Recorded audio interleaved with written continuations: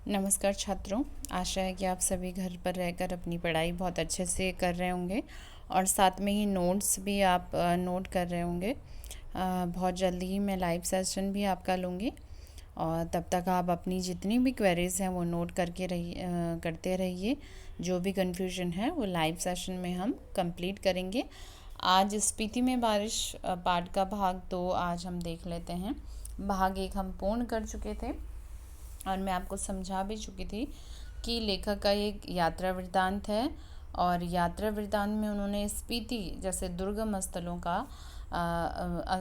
की उन्होंने जो यात्रा की है उसी का वर्णन उन्होंने किया है। यहाँ पर स्पीति जो कि स्पीति लाहौल ज़िले में स्थित है और किस तरह से हिमालय के बिल्कुल मध्य में स्थित है और बिल्कुल ही भौगोलिक स्थिति इतनी दुर्गम है कि यहाँ पहुँच पाना बहुत मुश्किल है। तो हम आइए भाग 2 के माध्यम से जानते हैं कि यहाँ के लोग इतने मुश्किलों से कैसे जीवन यापन कर रहे हैं। मैंने आपको यहाँ तक बता दिया था कि किस तरह से लेखक ने कहा है कि यहाँ प्रश्न ये है कि लोग रह क्यों रहे हैं और किस प्रकार से ये प्रश्न उठता है कि वास्तव में कि किस काम के लिए रह रहे हैं, क्योंकि इतना दुर्गम है। न यहाँ कोई संदेश भेजने के लिए आता है, न कोई सूचना, न कुछ। यहाँ के लोग किस चीज़ पर निर्भर रहते हैं। खेती बाड़ी यहाँ पर उतनी पॉसिबल नहीं है क्योंकि बर्फ़ की चादरों से पहाड़ ढके हुए होते हैं, फिर भी क्यों रह रहे हैं। कवि कह रहे हैं वृत्ति नहीं है फिर भी क्यों रहते हैं।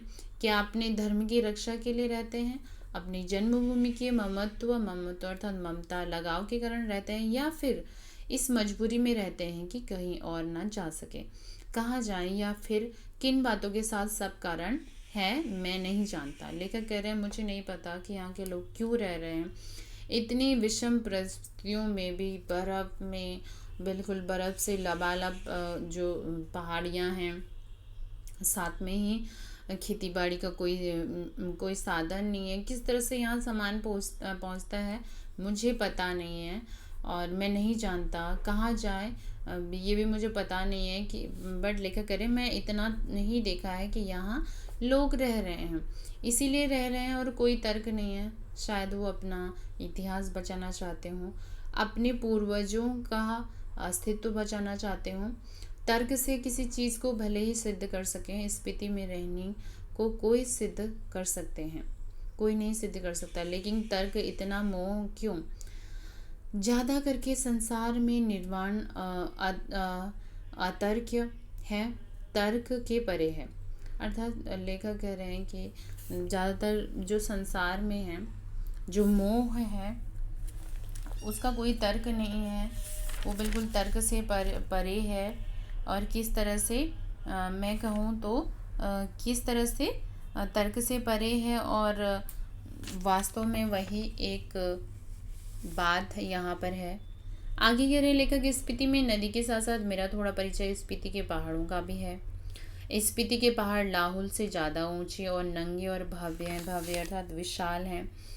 वे भला पहाड़ कैसे बख्श सकते हैं। वे यहाँ जान लें कि स्पीति मध्य हिमालय की घाटी में है, जिसे वे हिमालय जानते हैं। स्केटिंग, सौंदर्य प्रतियोगिता, आइसक्रीम और छोले भटूरे और कुल्लू मनाली, शिमला, मसूरी, नैनीताल, श्रीनगर, वह सब हिमालय में नहीं है।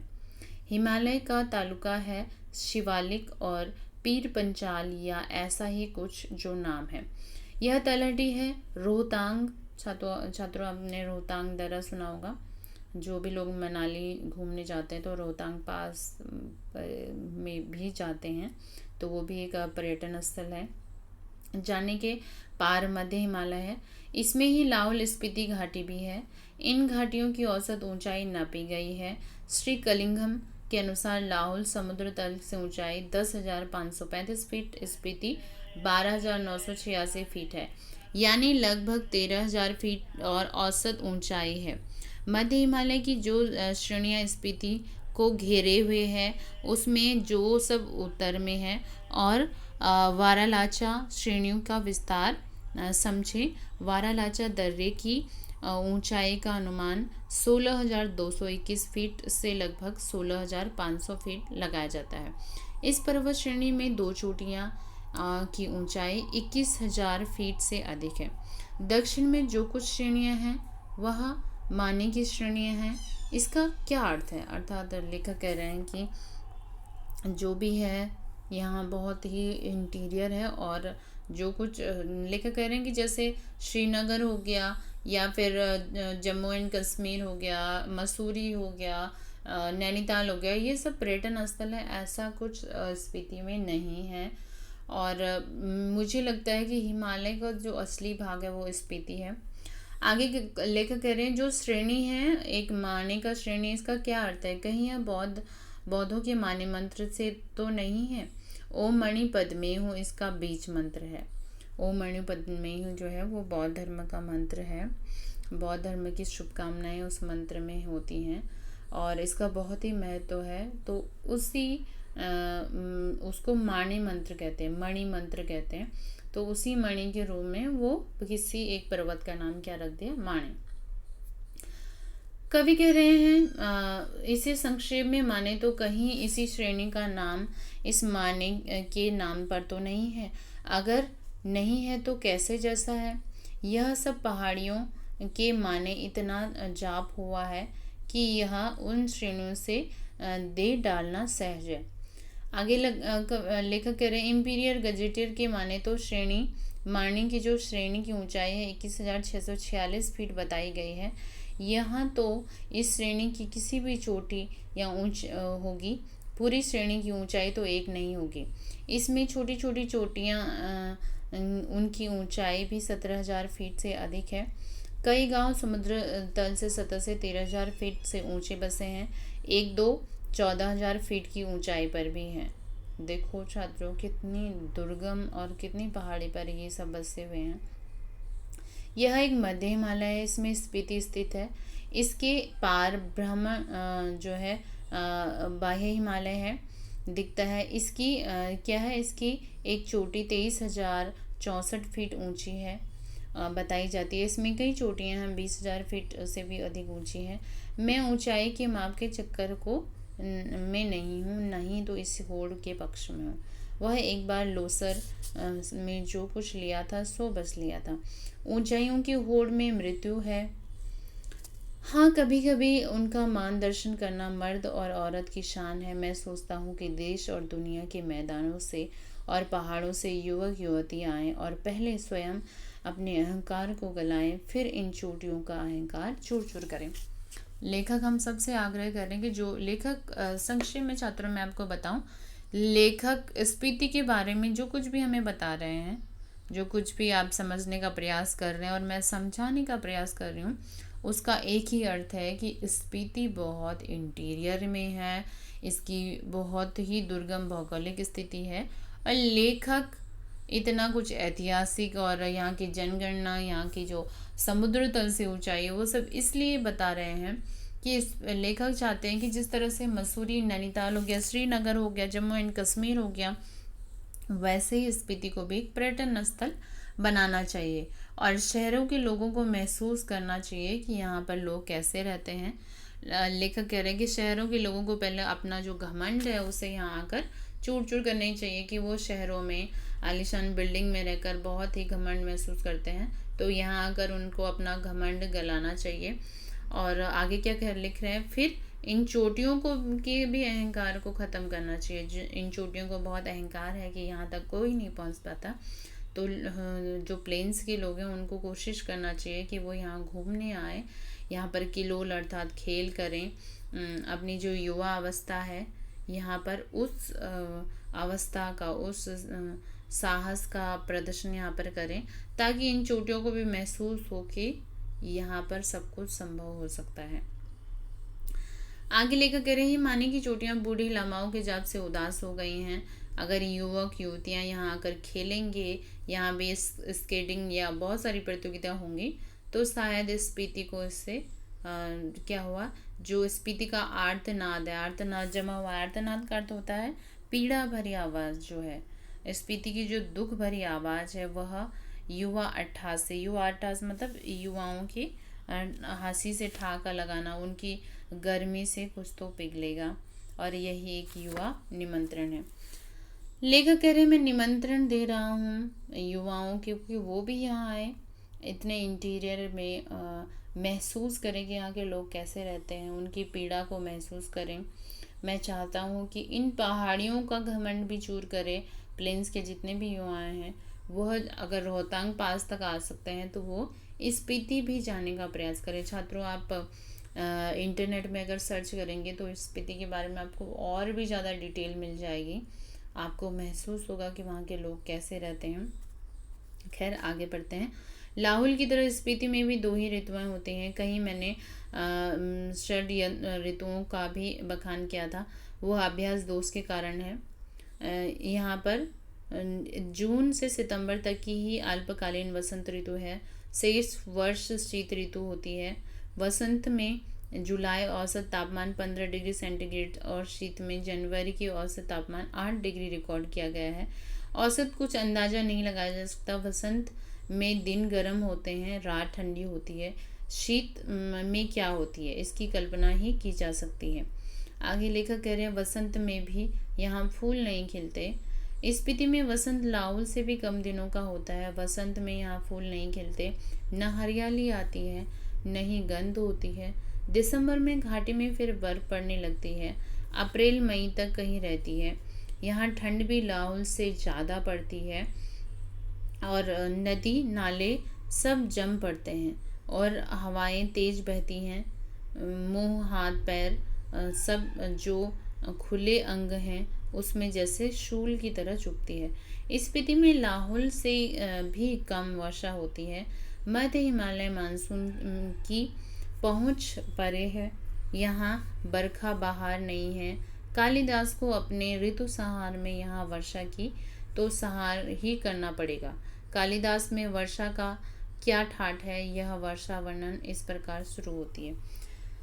छात्रों, कवि कह रहे हैं कि यहाँ पर जो है वर्षा नहीं होती है क्योंकि ऋतुएं सिर्फ वसंत ऋतु का पता चलता है जनवरी से दिसंबर तक। अगर जनवरी से अगर देखा जाए तो किस तरह से दिसंबर से जनवरी में ही वसंत का महसूस होता है और यहाँ पर वसंत जैसी कोई भी बात नहीं होती है। आगे लेखक कह रहे हैं कि कालिदास ने अपने ऋतु संहार में बहुत वर्णन किए थे, वर्षा ऋतु का वर्णन किया था, परंतु यहाँ के लिए वो संभव नहीं है। आगे कवि कालिदास की कुछ पंक्तियाँ कह रहे हैं कि प्रिय जल की फुहारों से भरे बादलों में मतवाले हाथी पर चढ़ा हुआ, चमकती हुई बिजलियों की झाड़ियों को फहराता हुआ और बादलों की गरज से नगाड़े बजाता हुआ, यह कामी जनों का प्रिय पावस राजाओं का सा ठाट बाट बना हुआ पहुंचा। यह पावस यहाँ नहीं पहुंचा। कवि कह रहे हैं कि लेखक कह रहे हैं कि ये सब जो कालिदास ने अपने ऋतु संहार में लिखा था यहाँ स्पीति के लिए वो कुछ भी नहीं है। कालिदास की वर्षा की शोभा विंध्याचल में है, हिमाचल में नहीं है।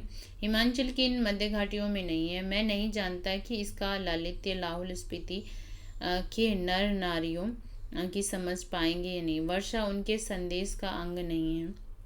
वह यह जानते नहीं हैं कि बरसात में नदियाँ बहती हैं, बादल बरसते हैं, मस्त हाथ चिंगारते हैं, जंगल हरे भरे हो जाते हैं, अपने प्यारों की बिछड़ी हुई स्त्रियाँ रोती बिलखती हैं, मोर नाचते हैं और बंदर चुपचाप मारकर गुफाओं में जा छिपते हैं।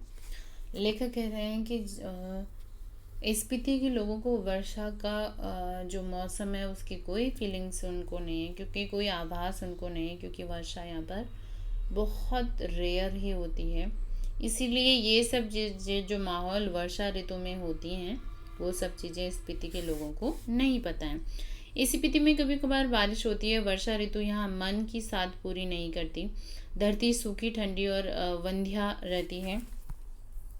और किस तरह से आगे कह रहे हैं कवि कि पूरी तरह से सूखी हुई धरती रहती है। आगे कह रहे हैं कि बंजर धरती यहाँ पर रहती है। स्पीति में साल में एक ही फसल होती है। मुख्य फसलें 2 किस्म की हैं, जौ, गेहूँ, मटर और सरसों। इसमें भी जौ मुख्य है। सिंचाई का साधन पहाड़ों से आ रहे नाले या उन पर बनाई कूल से है। ये नालियाँ पहाड़ों के किनारे किनारे बसकर दूर दूर जाती हैं। स्पीति नदी तट पर इतना चौड़ा है कि इसका पानी किसी काम में नहीं आता। स्पीति में एक ऐसी भूमि बहुत है जो कि खेती के लायक बनाई जा सकती है। शर्त इतनी है कि इसके लिए स्पीति में जल उछीला जाए या फिर पानी का कोई स्रोत पहुंचाया जाए। स्पीति में कोई फसल नहीं होती। मटर और सरसों को छोड़कर कोई सब्जी नहीं होती है। शायद ऊंचाई, वायुमंडल के दबाव में कमी, ठंड अधिकता, वर्षा की कमी वगैरह इसका कारण। यहाँ पेड़ नहीं होते, इसीलिए स्पीति विशेषकर नंगी और वीरान है। लेखक कह रहे हैं कि स्पीति में वर्षा नहीं होती है, फल सब्जियाँ नहीं होती हैं। फसलों के बारे में मैं आपको बता ही चुकी हूँ कि कैसे होती होंगी बर्फ से ढकी हुई फसलें, बंजर जमीन में कैसी होती होगी। पानी की व्यवस्था पूरी है ही नहीं, तो यहाँ पर जीवन यापन करना बहुत ही कठिन है। आज के समय में अगर मैं कहूँ तो हमारे जो उत्तराखंड के पहाड़ी इलाके हैं उसमें काफ़ी हद तक सुविधाएं पहुँच चुकी हैं, परंतु स्पीति जो कि मध्य हिमालय में स्थित है, ऐसी जगह सुविधाओं से वंचित होना स्वाभाविक है। वास्तव में अगर दुर्गमता का एक परिमाण और एक मैं परिमाण बताऊं या फिर एक उदाहरण बताऊं तो वो स्पीति ही है। आगे कह रहे हैं वर्षा एक घटना है, यहाँ पर एक सुखद संयोग है। हम काजा के डाक बंगले छात्रों, डाक बंगला क्या होता है मैं बता दूं।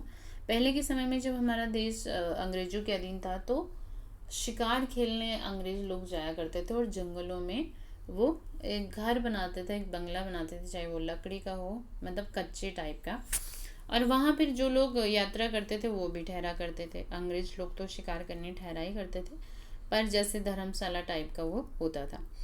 सो रहने के लिए वहाँ लगा कि खिड़की, लेकर कह रहे हैं कि हम डाक बंगले में रुके और रात में मुझे लगा कि खिड़की खड़खड़ा रहा है कोई। आधी रात भी पिछला पहर है। इसी समय कौन है?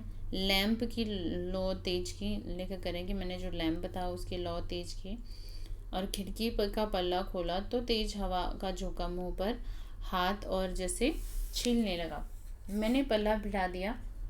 खिड़की का एक डोर लेखक ने खोला तो बहुत ठंड उनको महसूस हुई और लेखक ने कहा कि मैंने एक पल्ला भिड़ा दिया। उसकी आड़ से देखा कि बारिश हो रही है। मैंने उसे देख नहीं रहा था, सुन रहा था। अंधेरा, ठंड और हवा का झोंका आ रहा था, जैसे बर्फ का अंश लिए तुषार जैसी बूंदें क्या हो रही हूँ महसूस। लेखक कह रहे हैं कि वहाँ पर तुषार अर्थात बर्फ जैसी जो बूंदें हैं, मुझे ऐसा महसूस हो रहा था जैसे ही नगाड़े पर थाप पड़ रही थी, दंगुछेन को हवा बजा रही थी, महाशंख की ध्वनि घाटी में तैर रही थी। स्पीति घाटी में वर्षा हो रही थी। कमरे में ठंड बढ़ रही थी। मैं बिस्तर पर पड़ा मालूम नहीं कब सोया। सुबह उठा, चाय पीते पीते सुना कि स्पीति के लोग कह रहे हैं कि हमारी यात्रा शुभ रही। स्पीति में बहुत दिनों बाद बारिश हुई। तो छात्रों, ये था स्पीति में बारिश पाठ। लेखक के जाने के बाद वहाँ पर बारिश हुई, उसी को लेखक ने अपनी यात्रा वृत्तांत का शीर्षक बनाया और हमने पूरे पाठ में पढ़ा कि कितनी दुर्गम स्थिति में स्पीति के लोग रहते हैं, कुछ ना होते हुए भी जीवन यापन यहाँ पर कर रहे हैं। सो छात्रों, कुछ प्रश्न अभ्यास हम देख लेते हैं। एज नोट्स की फॉर्म में भी मैं आपको दूंगी। और यहाँ पर पहला प्रश्न है कि स्पीति में इतिहास में स्पीति का वर्णन क्यों नहीं मिलता। तो पहला मैंने आपको समझाया कि इस तरह से इंटीरियर होने के कारण स्पीति में जो इतिहास का वर्णन नहीं मिलता। साथ में ही क्या है, कभी किसी जगह रहा, कभी किसी जगह यहाँ पर रहा। भौगोलिक स्थिति बहुत भयानक है। आने जाने का कोई साधन नहीं है, सारे तरफ से पर्वतों से घिरा हुआ है।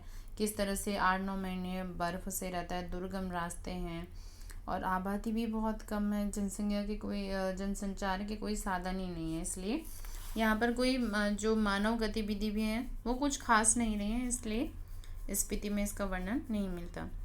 दूसरा क्वेश्चन है, स्पीति के लोग जीवन यापन के लिए किन कठिनाइयों का सामना करते हैं। तो छात्रों, ये आपको पूरा पाठ पढ़कर समझ आ ही गया होगा। उनका जीवन बहुत ही कठिन है। यहाँ पर बहुत लंबी शीत ऋतु रहती है, 8-9 महीने वो दुनिया से कट कर रहते हैं। लकड़ियाँ भी नहीं होते, ठंड से ठिठुरते रहते हैं। गेहूँ, मटर और सरसों के अलावा दूसरी कोई फसल नहीं होती। सब्जियाँ पैदा नहीं होती है, फल यहाँ पर नहीं पैदा होते हैं, पेड़ पौधे नहीं होते हैं। रोजगार का कोई साधन नहीं है। यहाँ जमीन खेती योग्य है, परंतु सिंचाई का कोई साधन नहीं है। तो यहाँ के लोग अत्यंत कठिनाइयों से जीवन यापन कर रहे हैं। नेक्स्ट है, लेखक ने मानी स्त्री को बौद्ध माने के मंत्र से उदास हो गई। इस पंक्ति के माध्यम से लेखक युवा को क्या आग्रह कर रहे हैं। तो लेखक युवा मतलब टीनेजर जो हैं आग्रह कर रहे हैं कि मानी का कहना है कि यहाँ की जो मानी मंत्र के जो युवाओं से आग्रह करें कि वो यहाँ आएँ और यहाँ के लोग यहाँ आएँ, जो कि ये पहाड़ियाँ जो हैं उदास हो गई हैं, यहाँ पर खेल खेलें, यहाँ पर भी क्रीड़ा प्रेम जैसे बहुत सारे खेलों खेलें, यहाँ पर भी वातावरण वो बनाएं। तो इससे क्या हो सकता है, इन जो चोटियों का भी घमंड है वो चूर हो सकता है। नेक्स्ट क्वेश्चन है, वर्षा यहाँ एक घटना है या सुखद संयोग। लेखक ने ऐसा क्यों कहा। क्योंकि इस स्थिति में बारिश बहुत कम होती है और इसी कारण वर्षा ऋतु मन की साथ पूरी नहीं होती। वर्षा ऋतु में भी जब वर्षा नहीं होती है तो किसी को कुछ पता भी नहीं है वर्षा ऋतु के बारे में। तो इसीलिए उनके लिए वर्षा ऋतु एक सुखद संयोग होता है। और जब लेखक गए तो उसके अगले दिन ही वहाँ वर्षा हुई, इसलिए लेखक की यात्रा को भी वहाँ के लोगों ने शुभ बताया। नेक्स्ट क्वेश्चन है, स्पीति अन्य पर्वतीय स्थलों से किस तरह से भिन्न है। एक तो सबसे ज़्यादा बहुत दुर्गम स्थान है, ऊंचे ऊंचे दर्रे और बहुत दुर्गम है। 8-9 महीने बर्फ़ से जमी रहती है। यहाँ पर वर्षा नहीं होती, इसलिए पेड़ पौधे हरियाली कुछ नहीं है। यहाँ पर फसल के नाम पे जौ मटर सरसों ही होती हैं और फल सब्जियों का कोई महत्व नहीं है। सिर्फ बसंत और शीत ही ऋतु होते हैं। आने जाने की कोई साधन नहीं है, आबादी बहुत कम है और इसीलिए यहाँ का वातावरण बहुत उदास रहता है। इसलिए क्योंकि अन्य पर्वत स्थलों का जो वातावरण आपको पता है कि लोग घूमने के लिए जाते हैं, वहाँ पर पिकनिक स्पॉट बनाए गए, बहुत सारे खेल वहाँ पर हमें देखने को मिलते हैं। तो बहुत कुछ है जो स्पीति को अलग करती है। सॉरी छात्रों, क्वेश्चन नंबर 3 छूट गया है शायद, ये भी देख लेते हैं। लेखक माने की श्री का नाम बौद्धों के माने मंत्र के नाम पर करने के पक्ष में क्यों है। क्योंकि लेखक बौद्ध धर्म में माने मंत्र की बहुत महिमा है, मैं आपको बता चुकी हूँ। जो ओ मणि पद्मे वाला मंत्र है, उनका बीज मंत्र है, वो उनको शुभ मानते हैं। और लेखक को लगता है कि इन पहाड़ियों पे माने मंत्र का बहुत जाप हुआ है, इसलिए लेखक कह रहे हैं कि इसीलिए ये पहाड़ियाँ उदास हो गई हैं। स्पीति के दक्षिण पर्वत को ही इसलिए माने मंत्र के नाम से जाना गया है। अब आगे क्वेश्चन है, स्पीति में बारिश का वर्णन गलत तरीके से किया गया है। आप अपने यहाँ होने वाली बारिश का वर्णन कीजिए, आप सबके लिए है। स्पीति के लोगों और मैदानी भागों में रहने वाले लोगों की जीवन की तुलना कीजिए। तो तुलना तो वास्तव में बिल्कुल स्वाभाविक है आप सभी के सामने, ठीक है।